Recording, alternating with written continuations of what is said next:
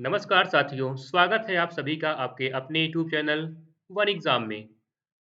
मैं धीरेन्द्र प्रजापति आपका इस क्लास में स्वागत करता हूं। आज की इस क्लास में हम रीजनिंग के सॉरी जीएस के टर्न पर चर्चा करेंगे, क्योंकि मैं एसएससी जीडी को लेकर के जो एसएससी जीडी का जो सिलेबस है उसी अकॉर्डिंग मैं आपको यहाँ पे करवा रहा हूँ। तो आपकी सभी क्लासें एसएससी जीडी की यहाँ पे चल रही हैं।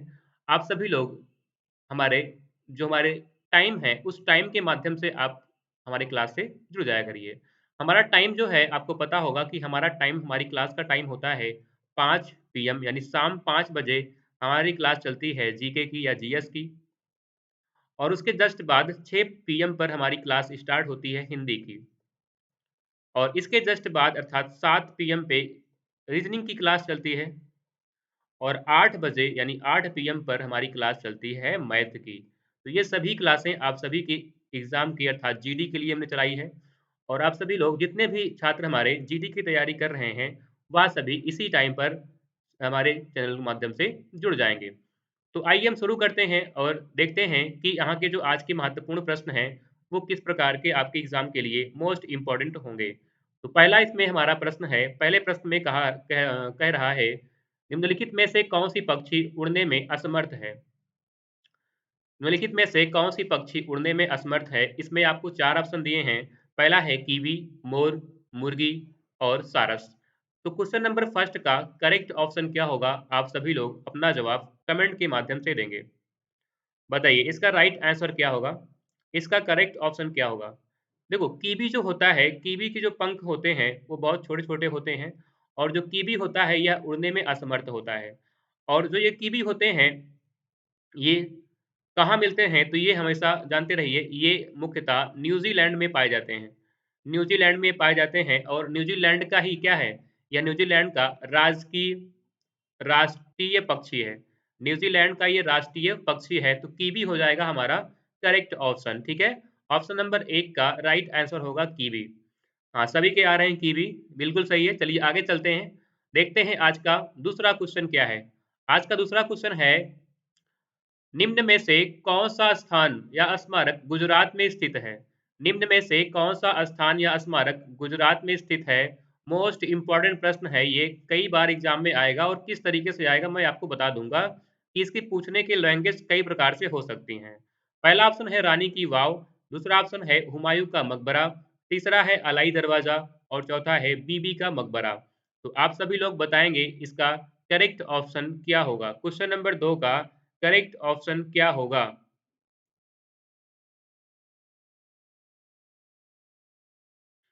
देखिए क्वेश्चन नंबर जो 2 है इसका हमारा राइट ऑप्शन हो जाएगा रानी की वाव। रानी की वाव जो है ये हो जाएगा हमारा करेक्ट ऑप्शन। ये कहाँ है बताइए? तो ये गुजरात में है और गुजरात में एक स्थान है पाटण। पाटण स्थान है, उस पाटण स्थान में ये स्थित है, ठीक है? और जो ये रानी की वाव है, रानी की वाव, ठीक है? इसी का जो चित्र है यह जुलाई 2018 में 2018 में यह आरबीआई के द्वारा 100 रुपए के नोट में अंकित है।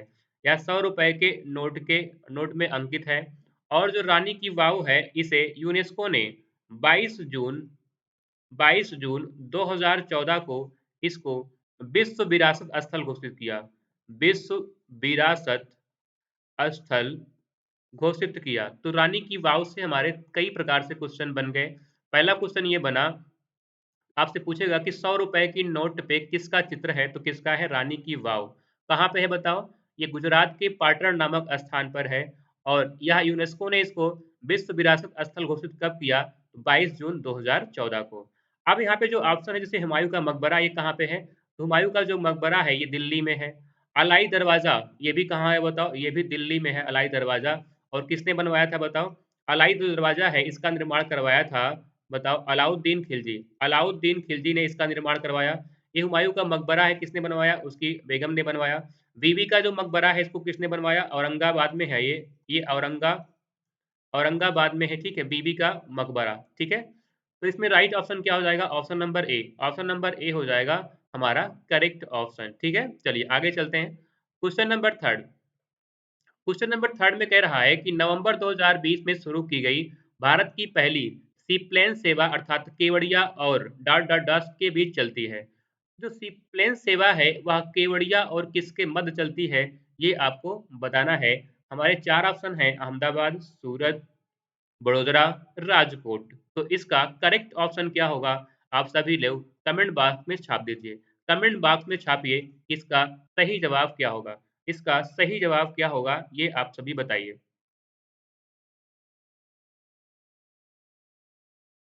तो जो हमारी भारत की पहली सी प्लेन सेवा, भारत की जो पहली सी प्लेन सेवा थी वह केवड़िया से कहाँ शुरू की गई थी?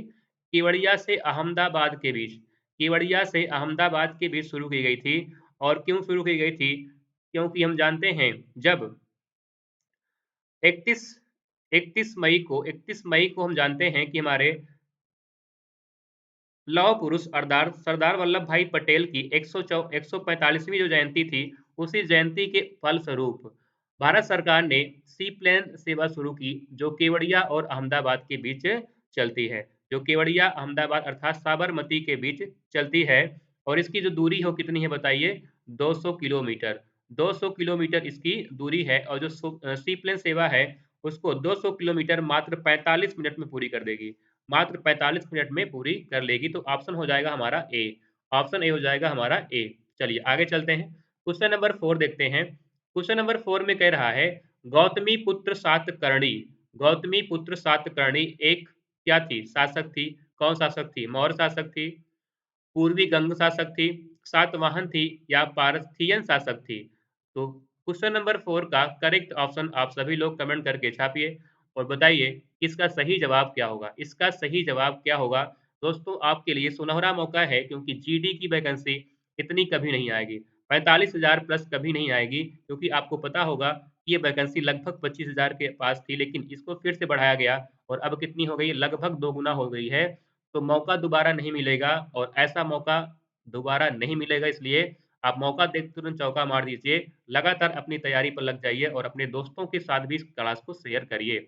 अगर आप नए हैं तो प्लीज़ शेयर, लाइक, सब्सक्राइब बिल्कुल करना ना भूलें।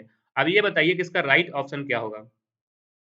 तो गौतमीपुत्र सातकर्णी है जो है ये सातवाहन वंश की हैं, ये आपको पता होगा। ऑप्शन सी हो जाएगा हमारे प्रश्न का करेक्ट ऑप्शन। और इनके अगर हम कार्यकाल की बात करें तो इनका जो टाइम था, जो कार्य था, कार्यकाल इनका जो टाइम था वो कितना था? तो 106 से लेकर 130 ईस्वी इनका टाइम था, ठीक है?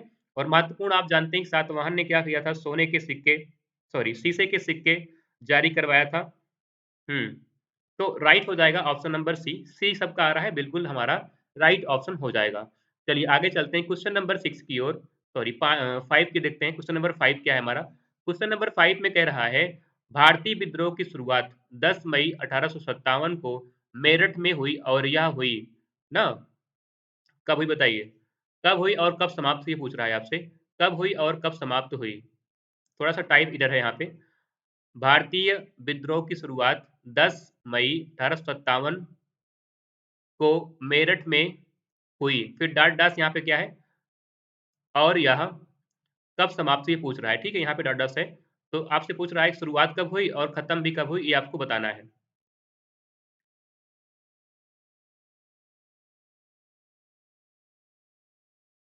तो बताइए इसका राइट ऑप्शन क्या होगा?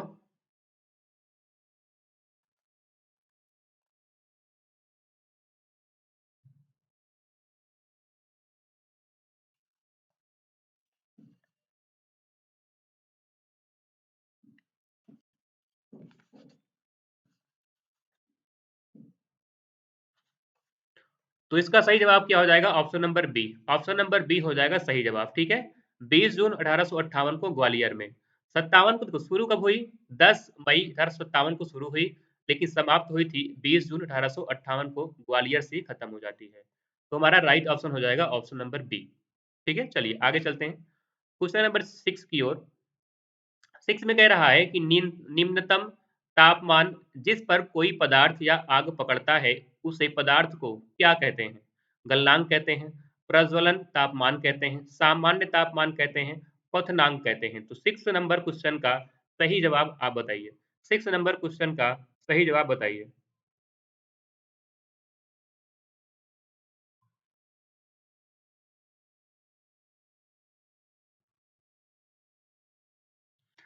तो इसका राइट ऑप्शन हो जाएगा ऑप्शन नंबर बी, प्रज्वलन, प्रज्वलन तापमान, प्रज्वलन तापमान। ठीक है, करेक्ट क्या हो जाएगा, ऑप्शन नंबर बी हो जाएगा सही जवाब। चलिए आगे चलते हैं। क्वेश्चन नंबर 7, 7 में कह रहा है पोटेशियम पोटेशियम परमैंगनेट के एक अणु में कितने ऑक्सीजन परमाणु मौजूद होते हैं? तो ये बताइए, बहुत ही अच्छा प्रश्न है। ऑप्शन नंबर एक है, एक, दो, तीन, चार। तो सही जवाब क्या होगा बताइए।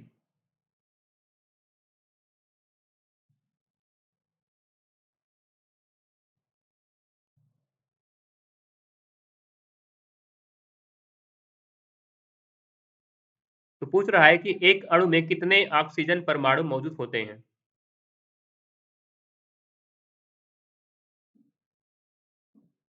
तो राइट हो जाएगा ऑप्शन नंबर सी, चार। क्या हो जाएगा बताओ, चार हो जाएगा, चार हो जाएगा हमारा सही जवाब। ठीक है, चलिए आगे चलते हैं क्वेश्चन नंबर 8 की ओर। 8 में कह रहा है कि निम्न में से कौन सा गोंडवाना लैंड का हिस्सा नहीं है? निम्न में से कौन सा एक गोंडवाना लैंड का हिस्सा नहीं है? तो 8 नंबर प्रश्न का राइट जवाब, 8 नंबर प्रश्न का राइट जवाब सभी लोग फटाफट कमेंट में छापिए। कह रहा है कि भारत, दक्षिण अमेरिका, उत्तरी अमेरिका और ऑस्ट्रेलिया। तो इस 8 नंबर प्रश्न का सही जवाब क्या होगा?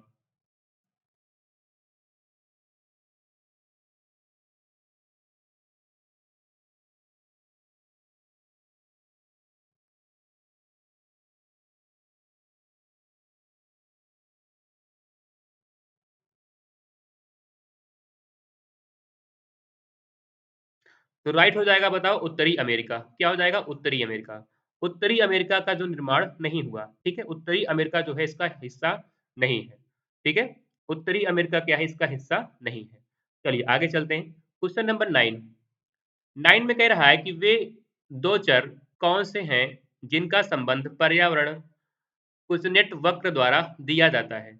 वे दो चर कौन से हैं जिनका संबंध पर्यावरण कुजनेट वक्र द्वारा दिया जाता है? ऑप्शन ए है असमानता और कर राजस्व, ऑप्शन बी है असमानता और प्रति व्यक्ति आय, ऑप्शन सी है पर्यावरणीय अवनति और कर राजस्व, और ऑप्शन डी है पर्यावरणीय अवनति और प्रति व्यक्ति आय। तो क्वेश्चन नंबर 9 का सही जवाब क्या होगा, आप सभी लोग बताएंगे।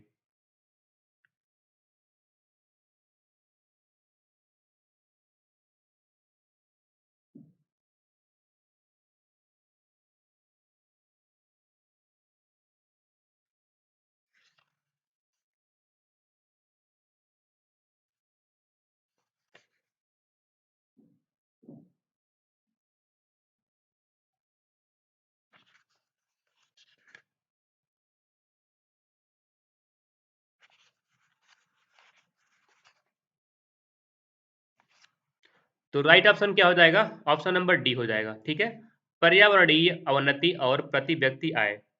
हाँ, ठीक है, डी है, डी हमारा करेक्ट है। चलिए आगे चलते हैं, देखते हैं अगला प्रश्न क्या है। क्वेश्चन नंबर 10, 10 में कह रहा है कि खानवा का युद्ध बाबर और किसके बीच लड़ा गया? बढ़िया प्रश्न है और सरला भी है, तो आप सभी लोग इसको बताइए। 10 का युद्ध, हाँ, 10 नंबर प्रश्न में कह रहा है खानवा का युद्ध बाबर और किसके बीच लड़ा गया? बताइए क्या होगा।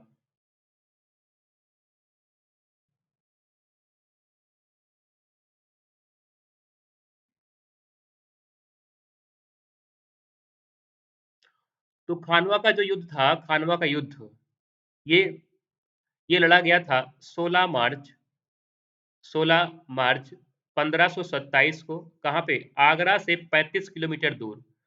आगरा जो है उस आगरा से 35 किलोमीटर, 35 किलोमीटर दूर था खानवा एक गांव, और वहां पे बाबर एवं मेवाड़ के शासक राणा सांगा, तो राइट ऑप्शन क्या हो जाएगा, ऑप्शन नंबर बी, राणा सांगा के मध्य यह लड़ा गया था। तो सही जवाब क्या होगा हमारा, सही जवाब हो जाएगा ऑप्शन नंबर बी, बाबर और राणा सांगा के बीच लड़ा गया खानवा का युद्ध। और जो खानवा का युद्ध था बताओ कब हुआ, वो हुआ था 1527 में। चलिए आगे चलते हैं। क्वेश्चन नंबर 11 में कह रहा है निम्न में से कौन लोकसभा के अध्यक्ष प्रोटेम अस्थाई की नियुक्ति करता है? प्रोटेम स्पीकर जो होता है उसकी नियुक्ति कौन करता है? ये तो 11 नंबर प्रश्न बहुत ही अच्छा प्रश्न है, बहुत ही शानदार प्रश्न है, आप सभी लोग बताएंगे। प्रोटेम स्पीकर जो होगा उसकी नियुक्ति कौन करेगा? प्रोटेम स्पीकर की नियुक्ति कौन करेगा? हमारे पहले ऑप्शन है पीएम, दूसरा ऑप्शन है मुख्य निर्वाचन आयुक्त, तीसरा ऑप्शन है राष्ट्रपति और चौथा है सुप्रीम कोर्ट के मुख्य न्यायाधीश। तो बताइएगा इस 11 नंबर प्रश्न का सही जवाब क्या होगा? 11 नंबर प्रश्न का सही जवाब क्या होगा? प्रोटेम स्पीकर की नियुक्ति कौन करता है बताओ? राष्ट्रपति करता है। राष्ट्रपति करता है तो सही हो जाएगा ऑप्शन नंबर सी। सही हो जाएगा ऑप्शन नंबर सी। ठीक है, चलिए आगे चलते हैं। Question number 12। 12 में कह रहा है कि यकृत प्रभावित होता है, यकृत प्रभावित होता है और पित्त रंजकों के जमाव के कारण त्वचा और आंखें पीली हो जाती हैं। तो निम्न में से कौन सा पाचन विकार वर्णित है? कौन सा पाचन विकार वर्णित होता है? क्या होगा जब आपका यकृत प्रभावित होता है और पित्त रंजक के जमाव के कारण त्वचा और आंख नीली पीली पड़ जाएगी? तो उस कारण आपको क्या होगा? पहला ऑप्शन है उल्टी होगी, दस्त होगा, कब्ज होगा या पीलिया होगी। तो बताइए 12 नंबर प्रश्न का सही जवाब, 12 नंबर प्रश्न का सही जवाब क्या होगा?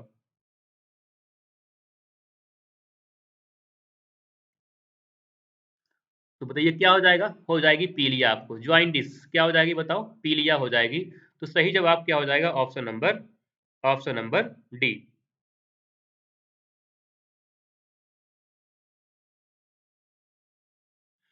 आइए आगे चलते हैं क्वेश्चन नंबर 13 की ओर। 13 में कह रहा है डॉट डॉट डॉट उड़ीसा के सबसे लोकप्रिय लोक नृत्यों में से एक है, क्या है? उड़ीसा का सबसे लोकप्रिय जो नृत्य है वो कौन सा है? ऑप्शन हमारे हैं डालखाई, रऊफ, गिद्दा, होजागिरी। तो बताएंगे इसका सही जवाब क्या होगा? 13 का सही जवाब क्या होगा?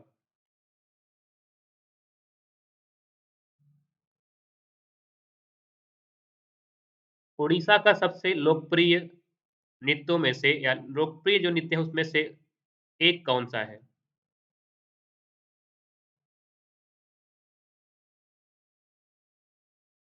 तो सही जवाब हो जाएगा ऑप्शन नंबर बी, डाल खाई। डाल खाई हो जाएगा सही जवाब। ठीक है, सबका आ रहा है, बढ़िया है, बहुत ही मस्त है, शानदार कमेंट आ रहा है। चलिए आगे चलते हैं क्वेश्चन नंबर 14 की ओर। 14 में कह रहा है कि 1579 ईस्वी में निम्न में से किसने महाजरनामा जारी किया? महाजरनामा क्या है? महाजरनामा जारी किया, महाजरनामा है क्या ये आप बताएंगे कमेंट करके, और जारी किसने किया?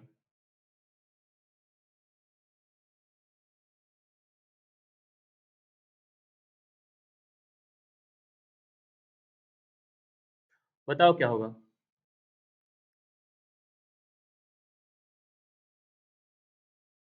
महाजरनामा जो है ये जारी कब किया गया था? तो ये जारी किया गया था 1579 ईस्वी में। और 1579 में आप जानते हैं कौन था? अकबर था, अकबर। अकबर के द्वारा यह जारी किया गया। और इसको बनाया किसने था? तो इसको बनाया था शेख मुबारक ने। किसने बनाया? शेख मुबारक। शेख मुबारक के द्वारा तैयार किया गया। तो है क्या ये आपका जो आंसर होगा वो क्या होगा बताओ? वो हो जाएगा option number D, Akbar. Akbar के द्वारा इसको बनवाया गया था और बनाया किसने? शेख मुबारक। ठीक है, सही जवाब क्या हो जाएगा? Option number D. चलिए आगे चलते हैं क्वेश्चन नंबर 15 की ओर। 15 में कह रहा है कि भारतीय संविधान में 10वीं अनुसूची को किस संशोधन के माध्यम से जोड़ा गया? बताइए, बड़ा अच्छा प्रश्न है और ये बहुत इंपॉर्टेंट क्योंकि ये आता बहुत है, आता बहुत है ये। ठीक है, भारतीय संविधान में 10वीं अनुसूची को किस संशोधन के माध्यम से जोड़ा गया था? ऑप्शन ए है 53वें, 52वें, 42वें और 43वें। तो सही जवाब क्या होगा बताइए? तो राइट हो जाएगा option number B. Option number B हो जाएगा सही जवाब। ठीक है, 52वां जो अमेंडमेंट हुआ था ये कब हुआ था? 1985 में। और किसने किया? उस समय भारत के पीएम कौन थे? तो उस समय भारत के पीएम थे राजीव गांधी। राजीव गांधी की सरकार ने भारत संविधान में एक नई अनुसूची ऐड की, इसका नाम था 10वीं अनुसूची। और 10वीं अनुसूची संबंध किससे है? जो 10वीं अनुसूची है इसका संबंध किससे है? तो इसका जो संबंध है वो है दल बदल से। दल बदल कानून, दल बदल कानून, दल क्या हो जाएगा? दल बदल कानून से। ठीक है, तो सही जवाब हो जाएगा option number B. Option number B जिनका आ रहा है उन लोग का बहुत ही शानदार, बहुत ही मस्त तैयारी है। चलिए आगे चलते हैं। क्वेश्चन नंबर देखते हैं 16 क्या है। 16 में कह रहा है कि रुपए का प्रतीक जिसे 2010 में भारत में पेश किया गया था। यह देवनागरी लिपि और आर का समामेलन है जो बिना स्टेम के है। यानी यहाँ किसका सम्मेलन है? देवनागरी लिपि और किस लिपि का लिपि का समामेलन है जो बिना स्टेम के है? तो ऑप्शन हमारे चार हैं: ब्राह्मी, ओलचिकी, रोमन और सिरिलिक। तो बताएंगे इसका सही जवाब क्या होगा? 16 नंबर प्रश्न का सही जवाब क्या होगा?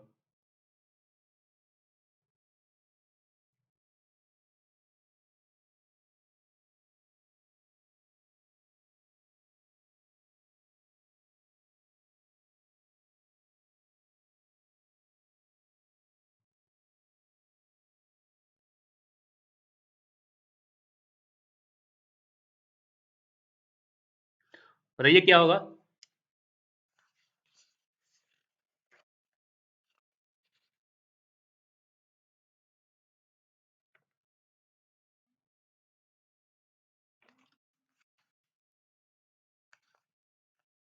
तो ऑप्शन हो जाएंगे हमारा, क्या हो जाएगा बताइए?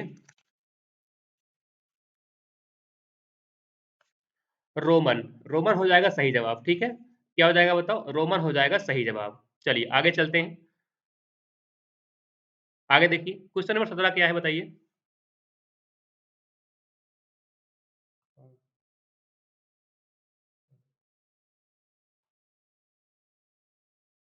कह रहा है कि निम्न में से कौन सा जलप्रपात मध्य प्रदेश में स्थित है? तो ऑप्शन नंबर, कौन सा ऑप्शन करेक्ट होगा?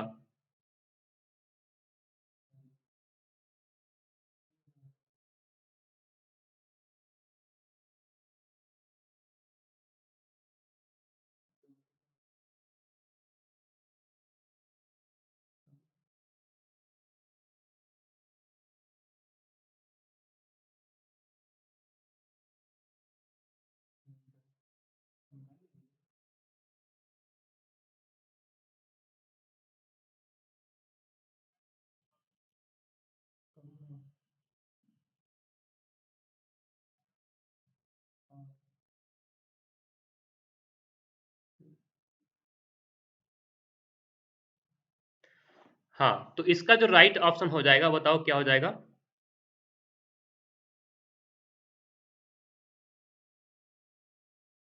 इसका हो जाएगा, बताइए क्या होगा? धुआंधार। तो ऑप्शन हो जाएगा डी। ऑप्शन डी हो जाएगा हमारा सही जवाब। ठीक है, ऑप्शन डी हो जाएगा हमारा सही जवाब। आइए आगे चलते हैं। आगे देखिए क्वेश्चन नंबर 18।